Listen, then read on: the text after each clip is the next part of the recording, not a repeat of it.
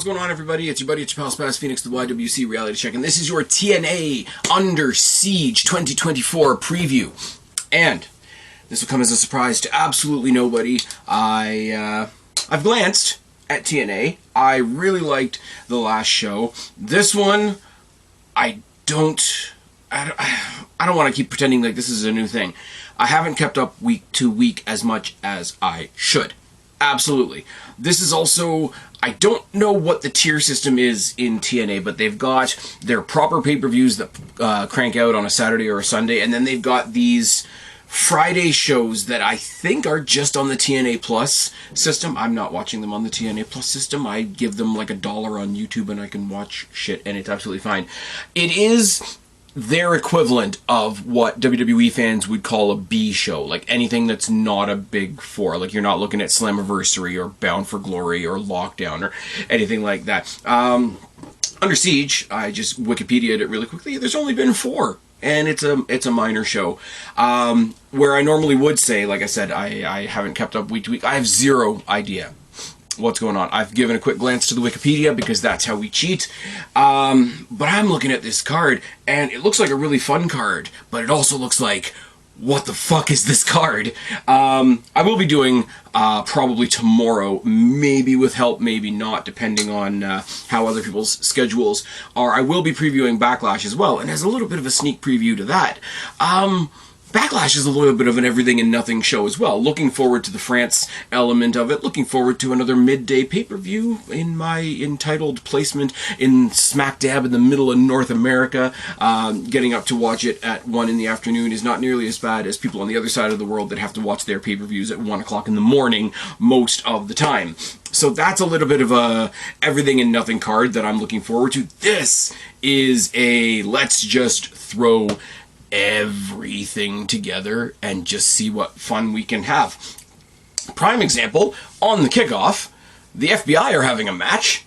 Little Guido, Zach Clayton, and Ray Jazz. Sure, why not? The brackets don't even have a link attached. So I don't know the other two guys. I know Little Guido, obviously Nunzio for you WWE fans. I don't know who the other two are, and their opponents are TBD. I'm assuming that TBD is going to be established tomorrow night on Impact. Also, I'm recording this on Wednesday instead of watching Dynamite. It just seems like a better life choice. So whatever they establish on Impact tomorrow night, or tonight as you're listening to this probably, they'll probably have opponents established. But I mean, if the FBI are making a cameo appearance in TNA, they're probably going to win. Like they just are. Not like our grizzled young veterans who got the Shaft treatment on Collision. Oh yes. Next up. Now, who left TNA and went somewhere else and got treated a whole lot better was Jordynne Grace in the Royal Rumble. That's the transition I'm going to use there. Jordynne Grace and Steph De Lander fought at the last pay-per-view over the Women's Championship. Steph De Lander had the good hands in her corner to help her out because Matt Cardona tore his tricep. And people are being dicks to him online. That's not very cool. So she had the good hands in her corner instead. Jordynne Grace said she had help as well in the form of PCO. PCO and Jordynne Grace are an odd pairing, but PCO is also in his never-ending Monsters War with Khan. Now, what do we have here? We have a mixed tag match, which means Jordynne Grace ain't defending her championship. Not a huge fan of that on a pay-per-view, but this is just going to be a lot of fun. Jordynne Grace is like the most over thing in that division. Don't get me wrong. A lot of really awesome women in that division. Love Killer Kelly. Love Masha Slamovich, who we're going to talk about later on. Love Jody Threat. Got to see Dani Luna wrestle live at Destiny. Check it out for Spaz Phoenix. It's fine. Not that long ago. Jordynne Grace is the biggest thing in that division right now, isn't she? The rumors that are driving everybody nuts right now about Tessa Blanchard possibly coming back to TNA are making me giggle. I'm just going to say, if she does come back, Tessa Blanchard won their men's championship at one point in a big old match against Sami Callihan. I'm not going to lie, that's one of the things that made me perk up and say, you know what, maybe I'll start watching Impact again. So maybe it ain't all bad. Jordynne Grace is a favorite. PCO is a favorite. Steph De Lander isn't good. I don't think she's there permanently.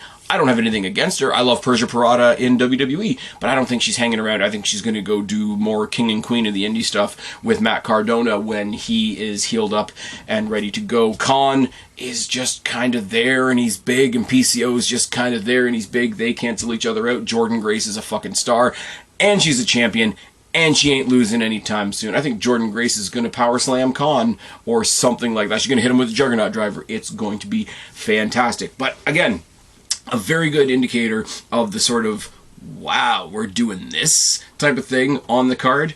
I don't mind really stupid random let's throw it together for fun. Remember in the pandemic when they did zombies on NXT and everybody lost their mind? Not me. Not me. Love NXT, love wrestling, love zombies. Smash them all together. Give me a Halloween-themed show every month. Let Shotzi Blackheart host every month. Hope she's doing well as well. Speaking of the ladies, Spitfire, a.k.a. Danny Luna and Jody Threat, are defending against it's Masha Slamovich, but it's not MK Ultra, because Masha Slamovich is teaming up with Alicia Edwards from the System, which means we're going to get System stuff. And I'm sorry, guys. You guys have heard me say this a lot. I don't buy the System in the slightest. I don't even buy Alicia and Eddie Edwards together, which is bad, because they're a couple in real life. I mean, Spitfire are going to run all over them. I still haven't looked it up. I didn't look it up last month, and I didn't look it up tonight either. I don't know why Masha Slamovich and Killer Kelly aren't a team anymore. Is Killer Kelly injured? Did they split? Are they going to feud again? Are they going to be the team that feuds and breaks up and gets back together? All that kind of thing. I don't really know. Masha Slamovich is awesome. I still haven't gotten around to checking out Josh Barnett's Bloodsport, which is a couple of weeks ago now, where it was her versus Shayna Baszler. Two women that I massively respect, so I really need to get on checking that out. If you saw Bloodsport and there's other things there that I should check out as well, please let me know down in the box below. Spitfire are going to retain their championships because Alicia Edwards and Masha Slamovich are a thrown-together team, and Alicia Edwards is already part of a established team, and they seem kind of weird about her. Alicia Edwards is part of the System. How does the System feel about Masha Slamovich? Are they really going to function as a team, etc.? Now, I get it. The other side of that coin is Danny Luna is also part of Subculture, but she's tag teaming with Jody Threat. But they're babyfaces, and babyfaces tend to get along. And just like I say, Subculture versus the cool kids from Destiny, and yes, that was literally their name for the night. Von Vertigo, Gabriel Fuerza, and Alexia Nicole. Fantastic match. When it comes up on YouTube, much like Gabriel Fuerza versus our current our current X Division champion Mustafa Ali, was also a fantastic match. When those two matches become available on YouTube, if you're following me on Twitter, I'm going to be jamming those two matches down your throat because they're worth a watch. Hammerstone taking on Jake Something. They're big, and they're gonna run into each other, and Hammerstone's a bit of a dick, and Jake Something is kind of an anomaly in the sense that he's the big monster that'll probably hurt somebody but still has everybody's sympathy. He's kind of, and I hate to say this now because he just got released from NXT, but he's kind of like a Von Wagner character. Not that he's like slow and a dunce and had all the other problems that Von Wagner had, but just in the sense of, I'm going to absolutely come in and destroy somebody, and the people are going to like me for it. Jake Something has that going for him, whereas Hammerstone is the other side of the coin. Not only is he kind of a dick, but he decided to be kind of a dick to this. That's my speaker turning off, if you're wondering. He decided to start being a dick against TNA's current incarnation of what they used to treat AJ Styles as. We're going to talk about Josh Alexander in a little bit, but I have to say, not only in TNA, but when I first started going to Destiny, people have heard me say this before, yes, check it off your Spaz Phoenix bucket list again, it's fine, was when Pete Dunne was their champion, and Josh Alexander was just ramping up to his proper, like, Destiny World title contention, and me, your buddy, your pal, Spaz Phoenix, the Fed head, like that's a bad thing, who hadn't done much indie stuff at the time, or hadn't been to many indie shows, I should say, at the time, looked around the relatively small Don Koloff Arena, looked at all the fans that were much more familiar with the people there than I was, and thought, holy shit, this guy is their John Cena, this guy is their AJ Styles, etc. Now, that moniker has been since passed on to guys like Aiden Prince, and currently, as you've heard me talk a lot about El Diablo Gabriel Fuerza, but at the time, he was our guy, and he's very much that guy in TNA as well. So Hammerstone not only turning dickhead heel, but turning dickhead heel on a Josh Alexander that had shown him so much respect and so much welcoming arms. That loyalty that turns into that hate, that turns into that loyalty for whoever is going to smack the taste out of this guy's mouth, is only going to benefit Jake something. I hope that made sense. It sounded like it made sense in my head. It's a dominoes falling type of effect. I think this match is going to be a lot of fun as well. Unfortunately, this is going to be playing at the same time as SmackDown. SmackDown is filming in France. It'll probably be actually happening about 1 o'clock our time, the same as the pay-per-view will the next night. So by the time we come to Friday night, I'm going to know what happened on SmackDown. I'm probably watching this instead. SmackDown is still going to kill it in the ratings. It's still going to continue to destroy AEW, and AEW fans are going to cry because that's what they do. I might take my name off that ledger, put it into here instead. Either way, I'm going to watch the show because I'm sitting here and I'm talking about it. And I like good stuff. I like great stuff. You know what's better than great stuff? Weird stuff. This entire card is that. Mustafa Ali is defending his X Division championship. It's so weird watching him be a dick on TV after I met him. And it's not like, oh, look at me, I'm out here meeting people. But I met him and he's like the nicest, chillest guy. So to see him come out and do this like mock presidential thing that he's doing is absolutely, it's a world of two halves, if that makes sense. But apparently, what happened is, because he's doing the whole political gimmick, he held a ballot.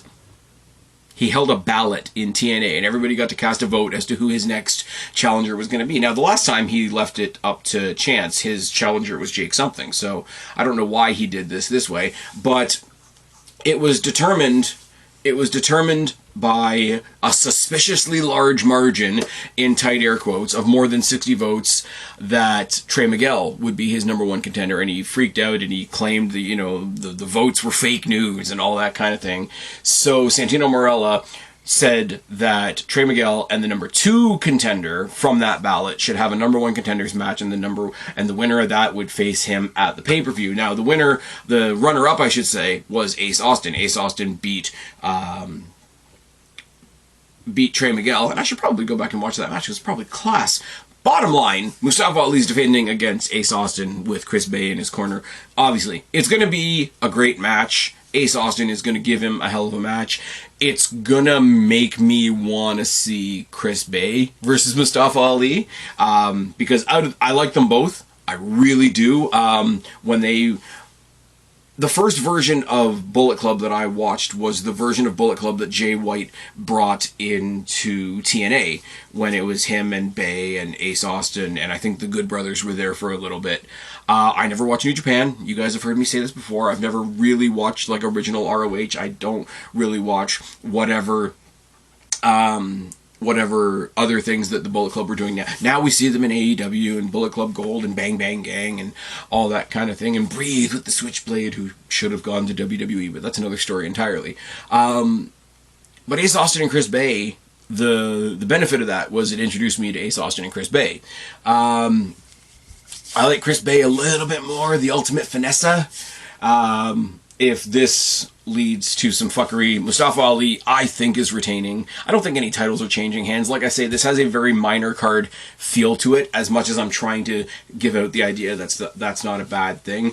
If this leads to Mustafa Ali and Chris Bay in a month, we could have a different conversation on our hands. But when you have a tag team and one of them's going for a singles title, it always makes you wonder what the other teammate is doing. It's not like the Motor City Machine Guns, where one of them picked up I keep saying NXT when I say X Division. when one of them picks up the X Division title and the other one says, oh, that's fine, that's cool, I'll just go for the world title instead, like Alex Shelley and Chris Sabin did. Now, that worked for them because they're established, like, long-time TNA legends pretty much at this point. Nobody was going to shake a stick at that. I don't think Ace Austin is going to go dethrone Moose. Much as I would love it if he did, because like I say, I like the guy, but I don't think that's going to happen. Chris Bay, Mustafa Ali will be another great match in a month, if that's what we're getting. But even still, I think Mustafa Ali drops the title when he leaves TNA, because as far as I know, it's a limited date, short-term thing, kind of like Steph Delander and what Matt Cardona would have been if he hadn't gotten injured. This is all what I've heard through the grapevine, through my snooping on X. Let's be real for a second. It could be entirely wrong. It could be entirely wrong. He could have a hell of a run.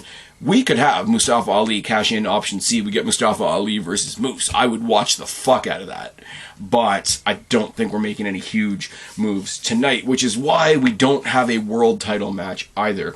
With the injury at the hands of the system to, I gotta stop calling him Dolph Ziggler, Nick Nemeth, the newest signee, or the newest return to TNA, Broken Matt Hardy, which is fucking awesome, is joining Trent Seven and Mike Bailey to take on the system, Moose, Brian Myers, and Eddie Edwards. I don't buy the system.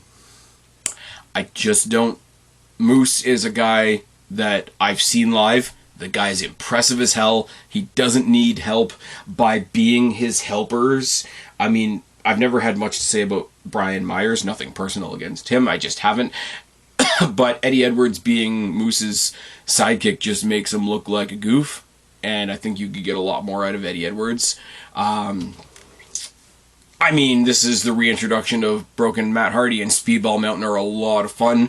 Both of them have been in Destiny. Trent Seven is still our Destiny World Champion at this current moment after a phenomenal match against Kenta and Mike Santana, which was a lot of fun. Oh, also Mike Santana returned at the last pay-per-view along with Sami Callihan, so a very, very newsworthy pay-per-view, even though Nick Nemeth should have won the world title and maybe we disband the system. The babyfaces are winning this match. I'm plowing through that because if Broken Matt Hardy and Trent fucking Seven and Mike Bailey, the Speedball, are going to get together to make a super team, I wish they were going up against somebody more entertaining. That's not a bad thing to say, if I'm being honest. If Jay White was still in TNA and he was doing his TNA version of the NWO, and you had Jay White and Ace Austin and Chris Bay taking on this broken Speedball Mountain team, I'd be all for that. I would say put that in the main event. That sounds like not the best match of the year, not going to stray into hyperbole, a fun as fuck match. Jay White against Broken Matt Hardy. Tell me that's not hilarious. Even if you incorporated what they had right now, you get the guns, the smoking guns, Colton and Austin staring down Trent Seven, and Trent Seven just giving them the bop and the bang, and then Mike Bailey with his no-shoes foot 10 feet up their asses. That could be a lot of fun. The system, everybody that's come back and debuted, not Mike Santana, but Nemeth when he first showed up, and Matt Hardy when he showed up, they all debuted against the system, because if we're sitting there and what we have to watch in the ring is the system, anybody else is gonna get a pop. And yes, I know that's kind of the idea, and no, I'm not making some, like, 1990s X-Pac Heat reference, but I just don't care about the system.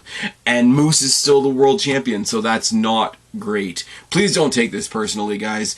Eddie Edwards is awesome. Moose is a beast in the right circumstances. Brian Myers, like I say, has never really been my thing. But as a team, as a thrown together team, they are the Island of Misfit Toys done wrong, in my opinion.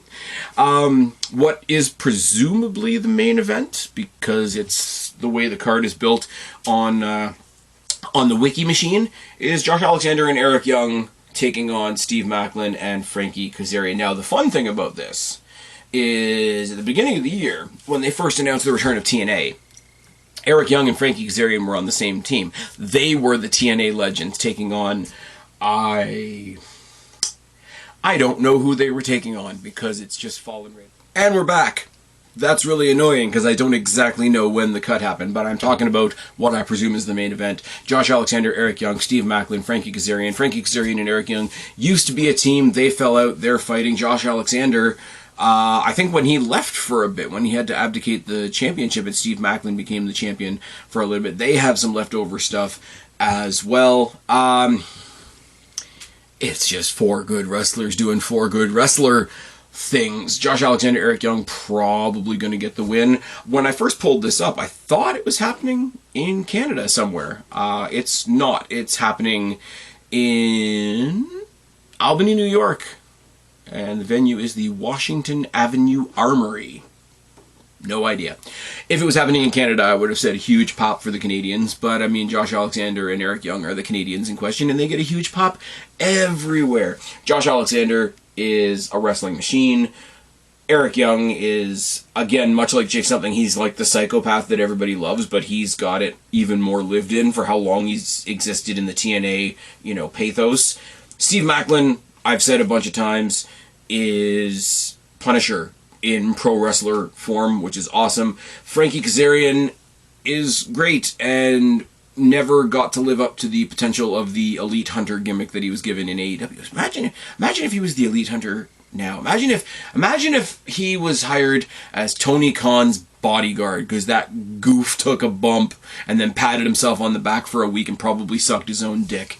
Frankie Kazarian, always awesome. Another sort of mainstay of TNA way back in the day when he had all of his lettering in like Metallica font, because why the fuck not?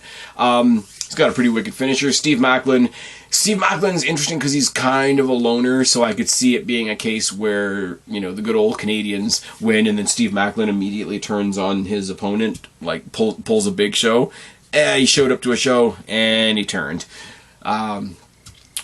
Not gonna lie, huge fan of Eric Young, and I'm never gonna bet against Josh Alexander. So if this is the main event, we are going to be waving the Canadian flag in the Washington Avenue Armory as Under Siege goes off the air. But it might not be. It might be Broken Speedball Mountain trying to make the system interesting. I love the mixed tag: Jordan Grace and PCO, Steph DeLander and Khan. I'm interested in the women's tag match because it's a thrown together challenger team, and I just think Danny Luna and Jody Threat are going to go out there and expose them as such. Hammerstone and Jake Something is going to be two bricks thrown at each other. The X Division is going to do what the X Division does. We got a 3-on-3 and a tag that are probably going to round out the night. This is like I said, I mean B show in the most positive way possible. This is going to be a nice, easy Friday night spent. I don't know. That's all I've got. I'm not going to come at it and say, oh my god, fireworks, this is the best thing since WrestleMania. Probably won't be, but we're getting some weird stuff. And I'm your boy, Spaz Phoenix. I like the weird stuff. I've been Spaz, your YWC Reality Check. Subscribe up there, talk down there, start a conversation, keep all these conversations going. Don't be a stranger. I'll talk to each and every last one of you later, but for right now, I am tagging out. Bye, guys.